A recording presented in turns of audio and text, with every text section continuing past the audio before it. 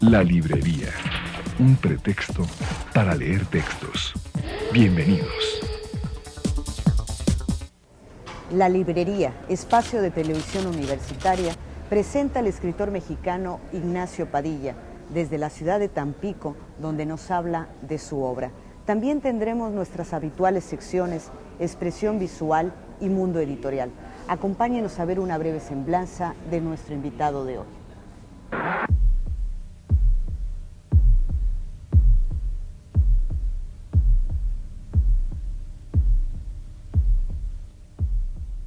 Ignacio Padilla Suárez, narrador, ensayista, autor de relatos y novelas para niños, además de colaborador en medios escritos y audiovisuales, nació en la Ciudad de México en 1968. Doctor en literatura inglesa y española, estudió historia y literatura en Sudáfrica. Ignacio Padilla es políglota, ya que domina 7 idiomas. Durante el periodo 2001-2003, se desempeñó como agregado cultural en la Embajada de México en la Gran Bretaña. Junto a Jorge Volpi, Eloy Urroz y otros, es integrante del grupo literario Crack, el cual pugna por la renovación de la ficción mexicana. La literatura de Ignacio Padilla se desarrolla en los géneros de la crónica. Crónicas africanas, espejismo y utopía en el reino de Suazilandia, 2001. Cuento, Trenes de humo al bajo alfombra, 1991. Novela, Si volviesen sus majestades, 1993. Anfitrión, 2000. Y Sombra sin nombre, esta última en inglés. Novela infantil, Botella de mar, 1993. Y Relato, Tres bosquejos del mal, 1994. Entre sus reconocimientos más importantes se encuentran el Premio Juan Rulfo, 1994, el Premio Nacional de Ensayo Literario José Revueltas, 1999, y el Premio Primavera de Novela 2000.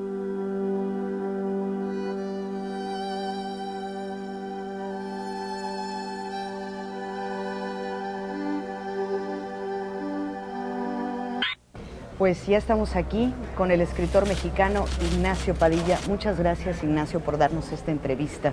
Gracias a ti, Enci, encantado de estar aquí Ignacio, contigo. se piensa que tú existes como escritor, como tal, a partir del crack, pero no es así.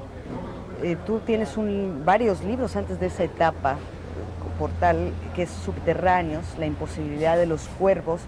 Y ya se puede decir que la Catedral de los Ahogados empieza ya como cuando se conoce el manifiesto que ustedes dieron a conocer. ¿Qué es en realidad el crack?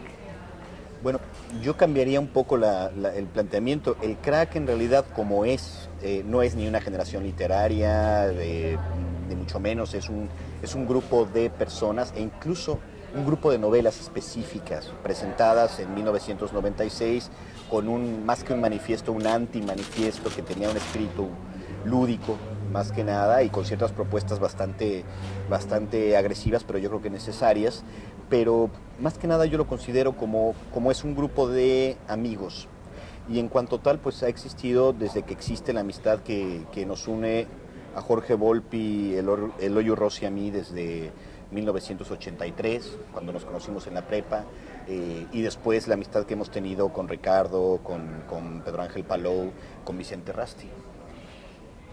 Tú decías un grupo de amigos que también compartieron y que comparten al día de hoy la pasión por la literatura y por la lectura. ¿Qué leía Nacho Padilla de niño? ¿Qué es lo que le apasionaba? ¿Qué le llevó a escribir? Porque fue tu motivación. Bueno, definitivamente lo que me lleva a escribir en primerísima instancia es el hecho del cual estoy muy agradecido de que mi madre me contara cuentos. Creo que eso era sustancial. Escribo porque soy lector antes que escritor y escribo desde que recuerdo ser lector, porque desde ese momento quise provocar en otros lo que los cuentos que me contaba mi mamá provocaban en mí. Y bueno, es desde luego la literatura en general, la literatura que los niños solemos conocer y bueno, de una manera esencial recuerdo haber leído El Conde de Montecristo, digamos, eso fue una iluminación, sigue siendo uno de mis libros favoritos, como lo es Pedro Páramo de Juan Rulfo. Claro. Son de mis primeras lecturas de impacto profundo, si lo quieres llamar así. Pero tú tuviste la oportunidad, y me imagino que eso también debió haberte marcado como escritor, muy jovencito, en los años 80. En realidad en México no teníamos mucha idea de lo que era Sudáfrica. Supimos qué pasó con Sudáfrica después, pero tú sí pudiste ir y ver una realidad que desconocíamos totalmente nosotros. ¿Cómo cambió tu vida? ¿Qué significó para ti esa experiencia de vivir en Sudáfrica en momentos tan difíciles y a la vez de cambios? Bueno, en realidad sí, estuve en Sudáfrica, en Suazilandia, en una época en la que Nelson Mandela estaba todavía preso en Robben Island y faltaban aún algunos años para que empezara a tener lugar la transición. Sin embargo, el país y el Congreso Nacional Africano estaban ya bastante activos en aquel entonces. Si llegué ahí fue yo creo que también debido a la literatura, el deseo de viajar después de haber viajado tanto en la literatura me llevó a utilizar como pretexto, a buscar el pretexto de los estudios, que siempre ha sido el pretexto mío para viajar, claro, que me condujo casi accidentalmente a Suazilandia, que ni siquiera era Sudáfrica, ¿no? Era un país satelital de Sudáfrica prácticamente desconocido. Creo que ningún mexicano había estado, mucho menos vivido ahí antes de que yo llegara, y fue una experiencia que sí me marcó profundamente. Creo que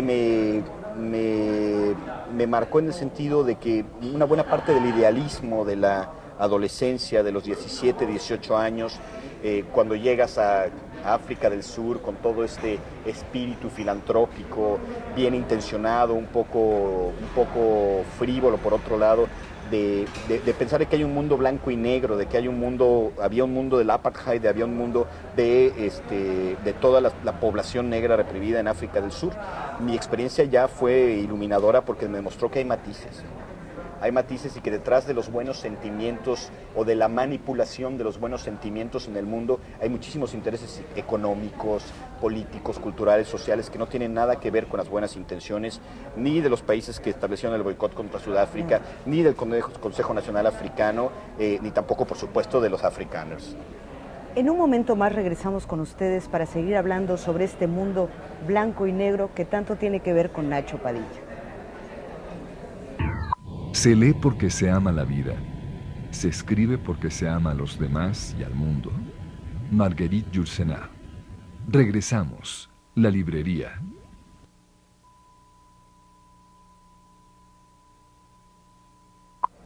Pues estamos aquí de regreso con ustedes y con ese mundo blanco y negro al que me refería antes y ahora sabrán por qué. En el año 2000 ganas el premio Primavera por la intriga una novela de intriga que es Anfitrión. ¿De dónde surge esta novela, Nacho? Generalmente mis novelas, yo no sé decir de dónde vienen. Yo quería escribir una novela sobre trenes. No resultó una novela sobre trenes, es muchas otras cosas y creo que lo que menos es una novela sobre trenes. Después de haberla publicado y de haber reflexionado mucho sobre ella, descubrí que la imagen inicial, que son dos hombres que juegan al ajedrez en un tren, claro, viene de una anécdota que me contó mi padre sobre mi abuelo. Y se lo dije hace poco, le dije, ¿sabes de dónde viene Anfitrión? De aquella historia que me contaste de cuando mi abuelo era muy joven y venía de Zamora a la Ciudad de México y con el poco dinero que llevaba pensaba instalarse en la ciudad, pero apareció en el vagón un caballero, un hombre muy distinguido que lo invitó a jugar a las cartas, no al ajedrez. Le ganó todo su dinero a mi abuelo y al final el hombre, cuando llegan a la Ciudad de México, se levanta y dice, le voy a dar un consejo, joven, nunca juegue a las cartas con un extraño. Es buen consejo, realmente. Pues sí, esta novela se ubica entre las dos grandes guerras y termina en la Guerra Fría. Cualquiera se preguntaría por qué Ignacio Padilla empieza a escribir una historia desde fuera del país, desde fuera de su momento, el momento que él está viviendo, y además de una manera tan compleja, porque termina en San Pedro Cholula en 1999 contigo. Así es. Y un personaje además que transita por Buenos Aires, Ginebra, Londres, Bosnia, bueno, por todos lados, y que se multiplica además tu personaje. ¿Por qué esa complejidad terminando en México, en Cholula?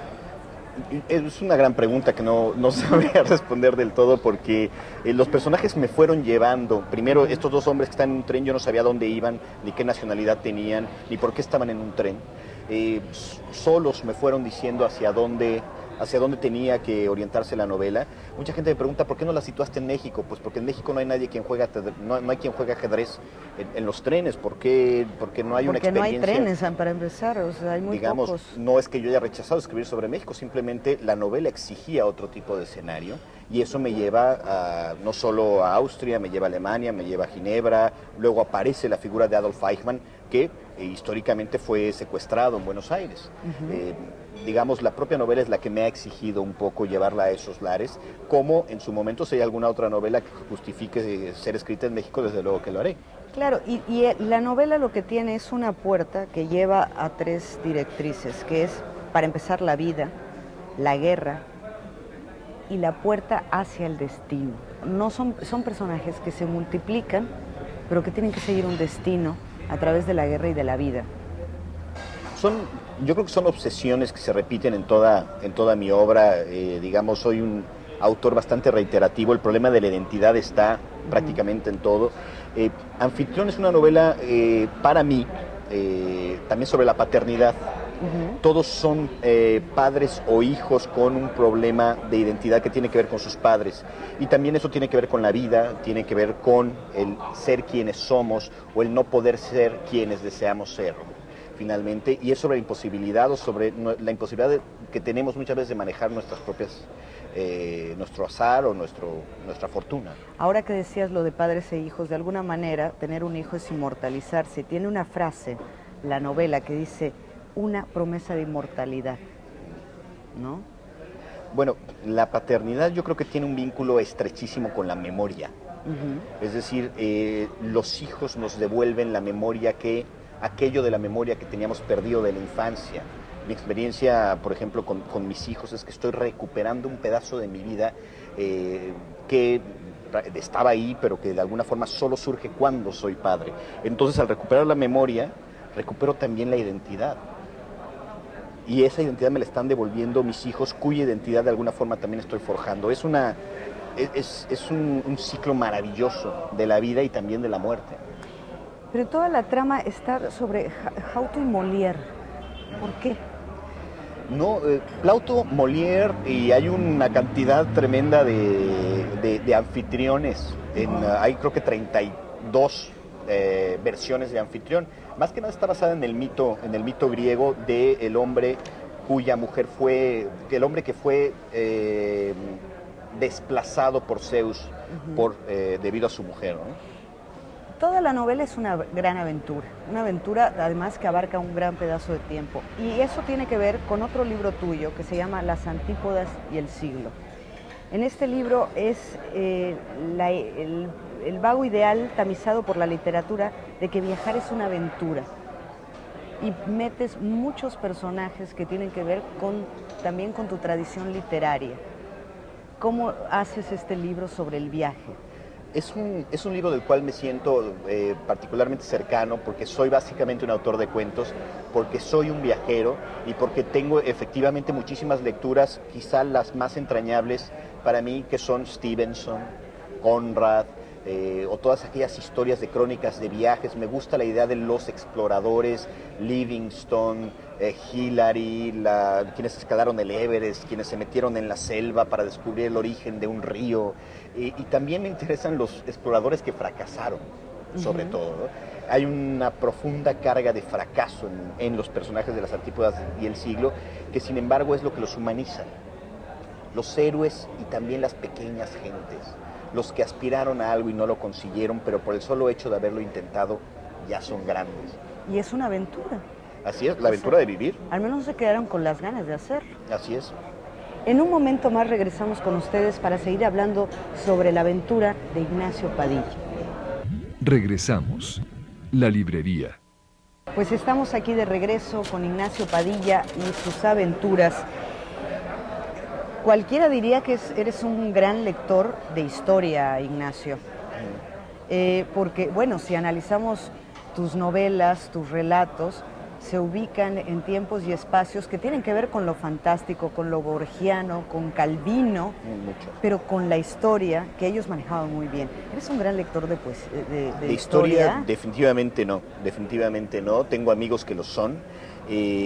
Digamos, soy un mal lector de historia o quisiera considerarme un mejor inventor de historias. Digamos, Anfitrión es una novela histórica. En realidad es mi primera novela que es ubicable temporal y espacialmente.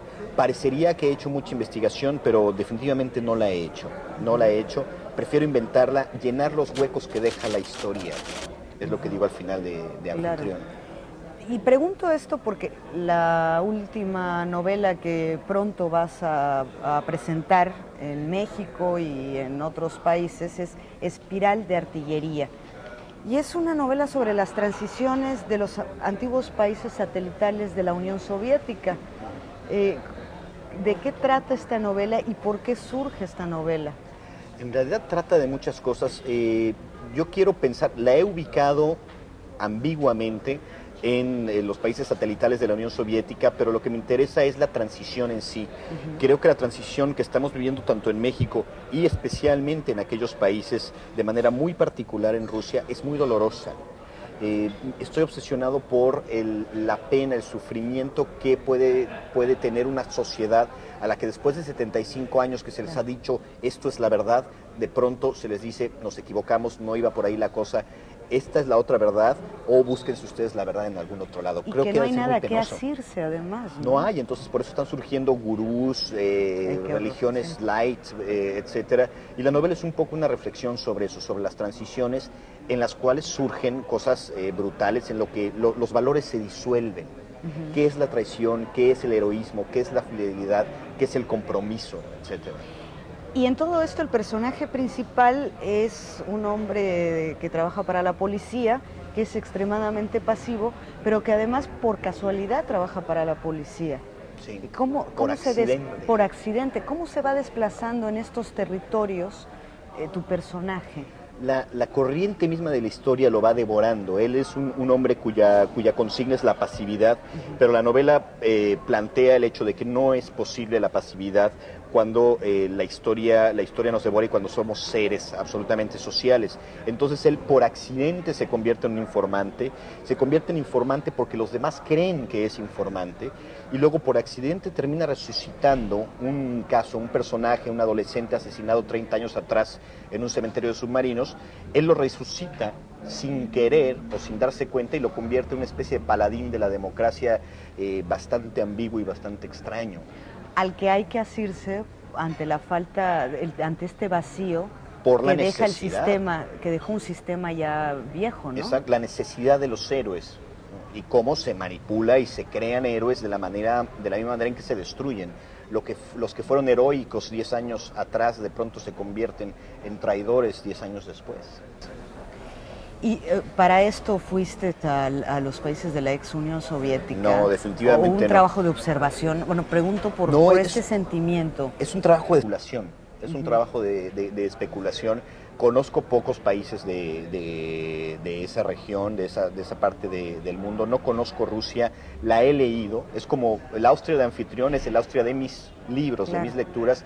La Rusia de la que hablo ahora probablemente sea la Rusia desde Tolstoy hasta Zamyatin, hasta Pilniak, etcétera, esos autores rusos, pero he especulado sobre esa transición. No la he experimentado. Tus críticos, en especial tus críticos españoles, han hecho mucho hincapié sobre el cuidado del lenguaje en el que tienes. Volvíamos al tema de la historia, tratas temas de la espera por ejemplo, Esperando a los Señores, un libro que tienes. Si volviesen sus Si majestades. volviendo sus majestades, la misma catedral, cambiaste el lenguaje, estabas buscando algo nuevo a través del lenguaje en esta novela, en Espiral de Artillería. No, yo creo que más o menos es el mismo lenguaje que se puede encontrar en Imposibilidad de los Cuervos y en Anfitrión. Mi experiencia con Si volviesen sus majestades, que es una novela en la que experimento con un pseudo lenguaje del siglo XVII, que en realidad es un lenguaje futurista, es que muchas veces el exceso de estilo puede devorar la historia. Y si mi postura es provocar en el lector el mismo deleite que a mí me provocó leer El Conde de Montecristo, Claro. más que el deslumbramiento lingüístico, he procurado que el lenguaje no devore a la historia. Creo que estoy tratando de volver a contar historias. Inevitablemente soy un escritor muy barroco, lo reconozco, y bastante escrupuloso en la cuestión estilística, pero no quisiera que la palabra terminase devorando a la historia, que finalmente soy un cuentacuentos, soy un contador de historias, eso es lo que quiero ser. Acompáñenos a ver nuestras novedades editoriales, ya que estamos hablando de una novedad editorial que es Espiral de Artillería.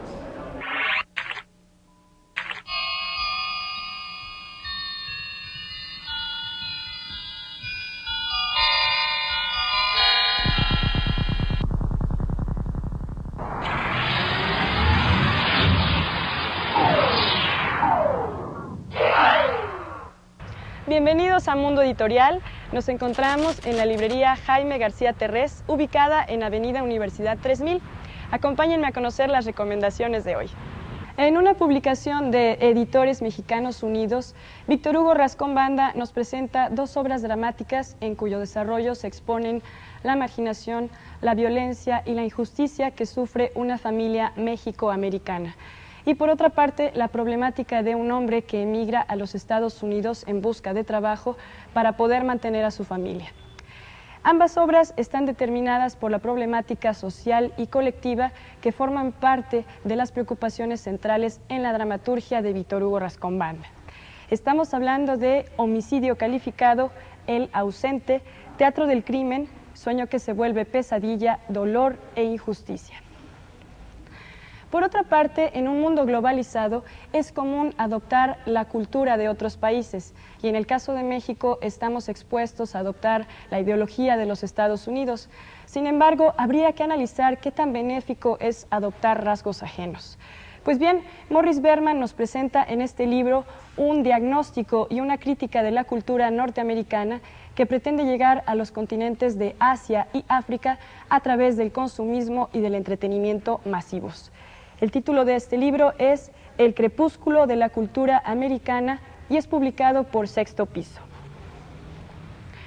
Por otra parte, en una ciudad del interior de Bahía, una región vasta en la explotación del cacao, se desarrolla la historia entre Gabriela y el árabe Nasib, una pasión situada en el año de 1925 que tendrá que enfrentarse a la violencia y a la ambición humanas. En esta novela se conjugan el desarrollo de los personajes y de la naturaleza. El título de esta novela es Gabriela, Clavo y Canela, escrita por Jorge Amado y publicada por la editorial Losada. Hasta aquí las recomendaciones de hoy. Continúen con nosotros en la librería. Pues Ignacio, muchísimas gracias por esta entrevista, la he disfrutado mucho. Y muchas gracias a ustedes por habernos acompañado. Nos vemos la próxima semana aquí en su programa La Librería.